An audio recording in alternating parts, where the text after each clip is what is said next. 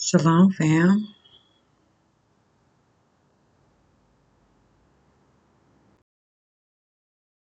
I pray that you spend time with the Most High.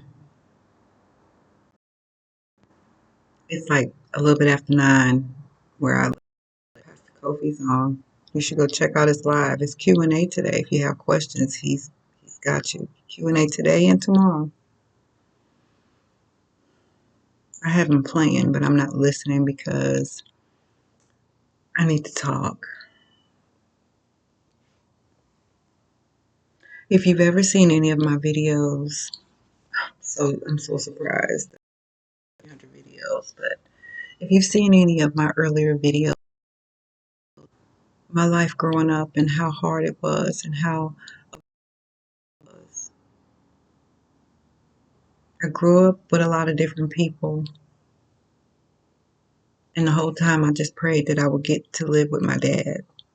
I would see him Christmas time because my birthday's on the 6th, and so of course he liked to celebrate Christmas, and of course I did at that time, and so he would come around Christmas time so he can give me my birthday gift and spend time with me for Christmas. And the whole time I just prayed that I could get to live with him because he just seemed like he loved me so much, and it was so beautiful having him around. And then when I moved in with him, it was the worst thing ever. It's like I cannot believe that he's worse than all of the other people that I've ever lived with. So when I became an adult, I was an angry adult. Angry. I was an angry child for real. And it just festered and got worse as I got older. I was not healed, and I'm still healing. I'm 57, so I'm still healing. A whole lot better than I used to be. Oh, all praises to the Most High Yah for that, because I was bad. When I had my children, I raised my children under that mindset. Angry, hating the world, hating people, and just hating myself. So I was a horrible mom. I can admit to that. And I've never lied or, tried to get off of that, like, or get away from it. I was a horrible mom. But I'm not that person today. I'm changed. But I did not expect my children to just be like, oh, she's different now, so it's all better. No, I knew that they were going to have issues with me because I had issues with my dad when he was older. But I hated him because of how he treated me and the things I went through with him. When my dad got really sick, he had pancreatic cancer. He was really, really sick. He asked me if he could live with me. And I bawled, I cried like a baby because it was like, what? Live with me? Hell no, you can't live with me. I didn't say it to him. I said it like to myself because it had me feeling a type of way that I couldn't talk to him. I couldn't be myself. I couldn't be honest with him. So I couldn't be honest with him about my feelings. So, you know, I just told him, I'll find you a facility near me and you can live there. And I'll make sure you're taken care of, and I'll always visit and all the things. Because I knew that if he moved in with me, I was not going to be nice to him. I knew that. I knew that we could not be under the same roof. I knew that. I knew that. So I said no. And yes, he did pass away because he got mad at me because I wouldn't let him live with me. Well, I'm sorry. I can't do it. But I knew that if he moved in with me, that I would be horrible to him. The same way he was with me. Because honestly, even though I was an angry person and hate people, and I would go home at night and cry because that's not who I was and that's not who I wanted to be and that's not how I wanted people to see me. When you're not healed, you act a certain way and you respond a certain way. Not intentionally, but it was how I was able to deal. I didn't ask my daughter to let me move here. Mm-mm. I was going through what I was because I was transitioning into who Yah was calling me to be. And in the midst of it all, I didn't know where I was going to move or go. But I trusted the Most High Yah to tell me where I'm supposed to go. And the next thing I know, and this has never happened before, my daughter said, "Why don't you move in with us?" Now I prayed about it because I didn't want to live with her. I don't want to live with any of my children. I have two of them. I didn't want to live with either one of them. I didn't really want to live with anyone. I still don't. I really want to be in my own place. But I knew that I had to move somewhere because of what was going on. Now I'll say I prayed about it a lot because I didn't want to move in with her.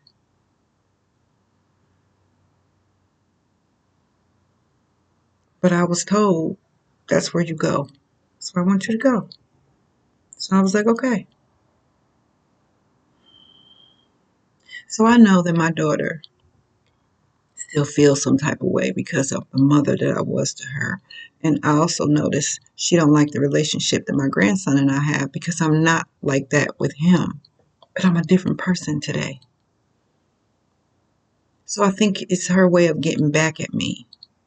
But I'm at the point that I'm going to put my hands around her neck and her eyes are going to pop out of her head and I'm going to go to jail. And I'm saying this because this is the truth.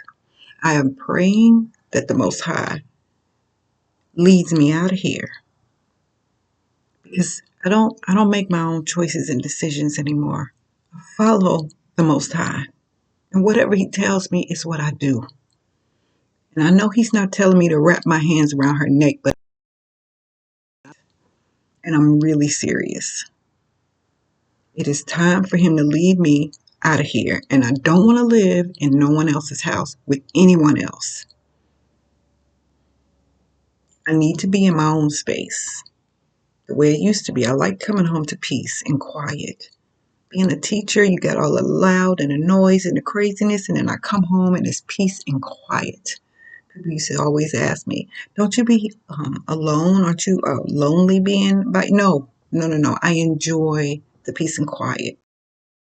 So now that I'm here, I homeschool my grandson. I do whatever it is that she asks me to do. At least I try to. And it's been hell living here. Pastor Kofi, if you see this, I apologize. And my pastor just asked me the other day, are y'all doing okay? I'm not gonna complain. But damn it, I've had enough. So she did this girl. Okay, let me go back a little bit. My daughter was probably in the second grade all the time, and she said, Mommy, can you teach me how to braid? And I'm like, teach you how to braid? And I was like, well, I've never taught anybody how to braid, but just watch me. So every time I did somebody's hair, she would come in my room and she'd watch me. My daughter's great. She's awesome. She's great skills. She's an awesome braider. She's been braiding hair since she was in the third grade and was great then. So now she could do it in her sleep. But I've always told her, even when she was younger, people aren't going to really want to pay you because you're young and they don't trust your skills. So what you're going to do is you braid half of their hair. You braid half or in the back half. You don't do the front because they could just put it in a ponytail and make it look cute. No, no, no. You do the side or you do the back. If they like it, then you get paid. If they don't, then they move on. That's all they get. I've always told her that. But once people started seeing her skills, I'm like, no, you gonna pay her first and then she'll do your hair. That's it. You're not going to get your hair done and then walk up out of here talking about you'll pay her later. No, you're going to pay her now or she's not going to do your hair. Now she have a few people that she would do it for free. And I'll be like, okay, so that's your advertisement. But we're not going to just be letting people take advantage of you.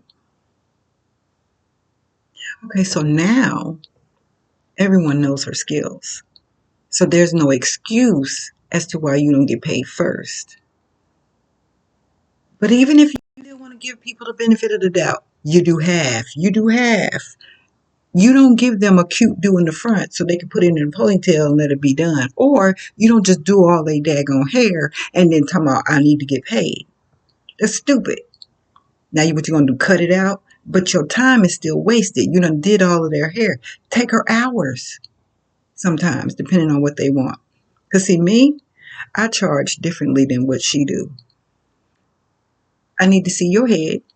Because if you got a big head, it's going to take me longer.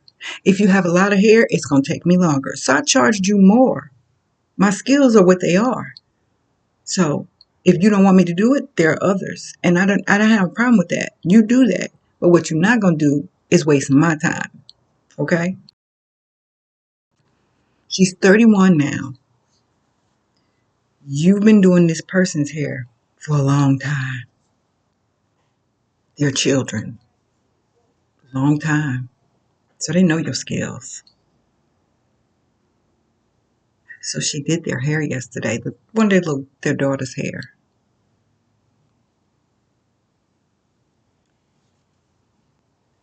You know, we're not the best of friends over here, so we don't really chit chat with each other. So she did the girl's hair. Said, these are people, she's been doing their children's hair for a long time.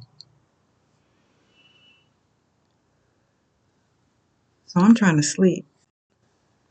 It's 1 o'clock, a little bit after 1 o'clock in the morning. Bam, bam, bam, bam, bam. I'm like, what is that? Who is banging on this door this time of morning? What is going on? So I didn't get up at first. Let her answer her door. It's her door. They she answered the door.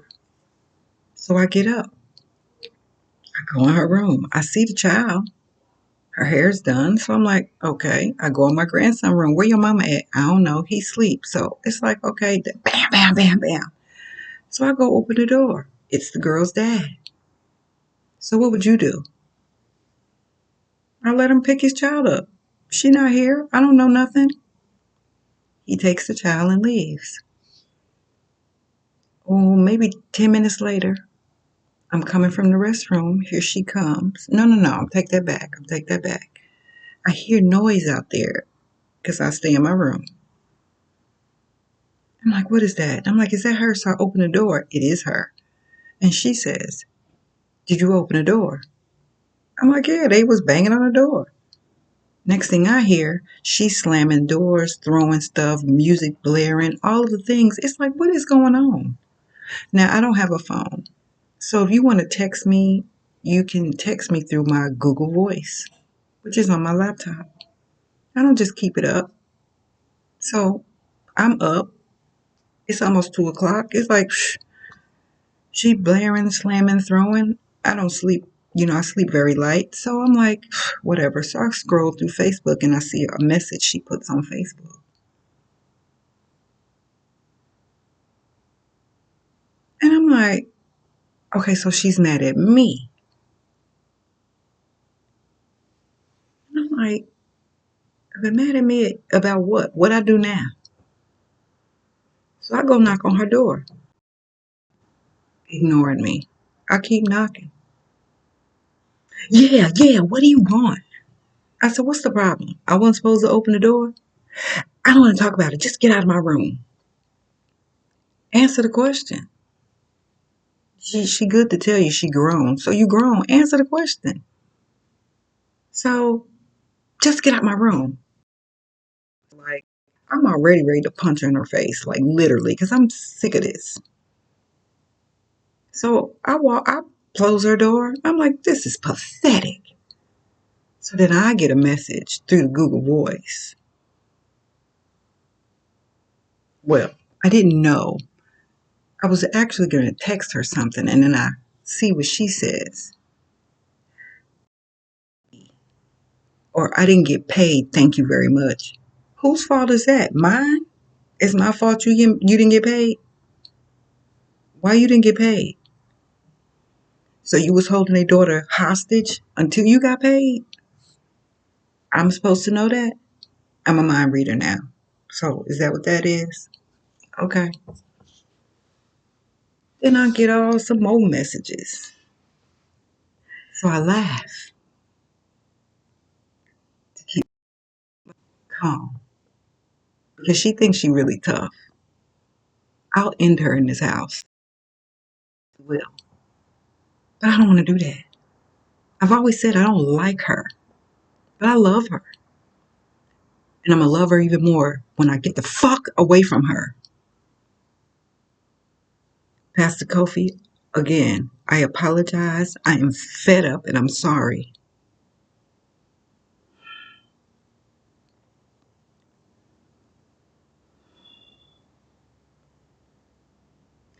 Every chance she gets, she finds a reason to be mad at me, to talk to me crazy, to be disrespectful. And you know what I do?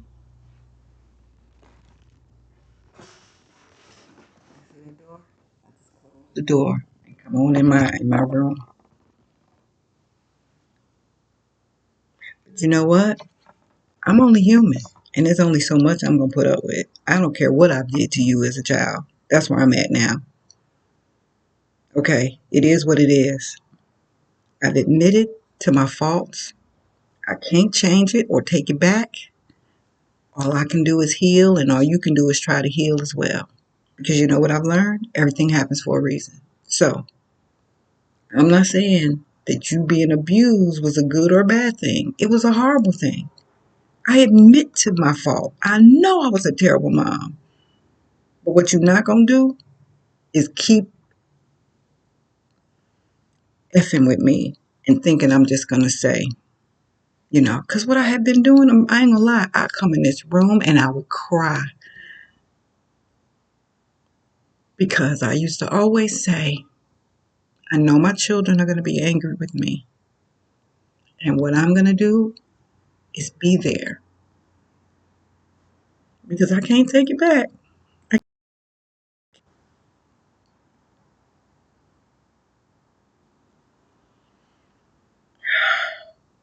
I'm not going to keep putting up with this. And I know you might say, well, why don't you move? Because I don't want to move and it be the wrong thing to do. When I say I don't make my own choices and decisions, I pray about everything. And I ask Yehovah, what am I supposed to do? What do you want me to do? And I wait.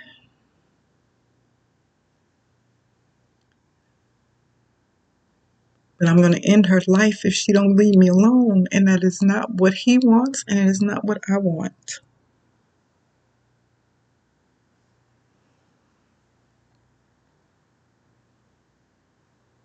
She got this boy around here doing whatever he wants to her, disrespecting her, cheating on her, doing whatever he wants. But you don't give him that anger. Give it to me. And you think I'm just going to keep putting up with it? No, ma'am. No, ma'am. I promise you, that is all I pray about. I am his faithful servant, and I'm here to do what he asks me to do. And I know he knows that it was going to get to this point. So I am waiting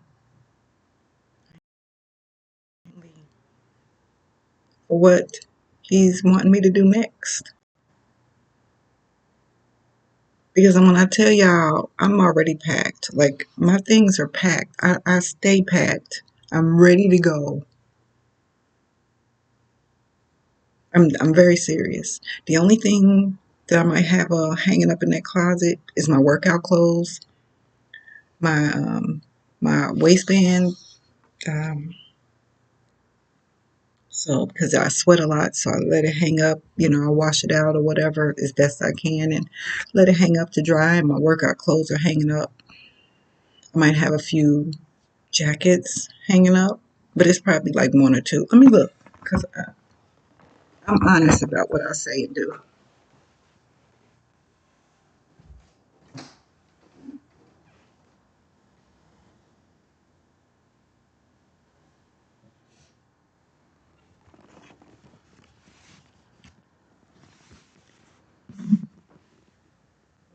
Workout. There's no workout stuff right here. This is just a few things. But my stuff is in the bag. That's one bag. There's another bag. And my suitcase is over there. Can you see that? I stay packed because I'm ready whenever he tells me to move because I've had enough of this.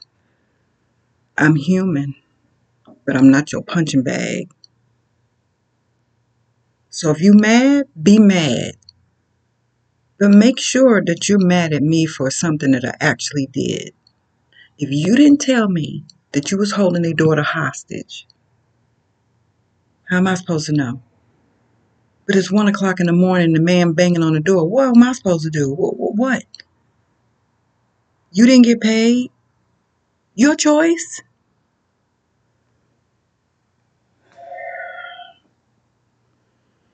So I'm making this video because I want it to be very known. I'm not playing anymore. It's going to be some furniture moving around here, and it's going to be her moving it. I have my hands around her neck, pulling her around this fucking house. Again, Pastor Kofi, I apologize for my mouth, but I am.